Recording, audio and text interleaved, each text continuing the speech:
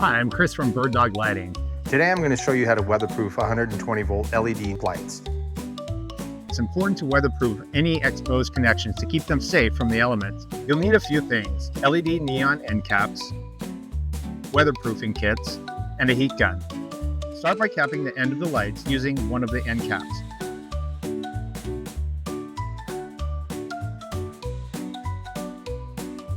Next, take the adhesive-lined heat shrinkable tape and wrap it around both the lighting and connector, overlapping it like regular electrical tape.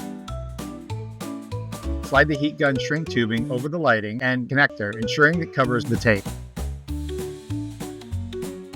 Using your heat gun, shrink the tubing. The adhesive inside will melt, creating a watertight seal as it cools. Make sure to do this anywhere moisture could seep in, including the plug connection. For all of your LED lighting and weatherproofing needs, visit birddoglighting.com.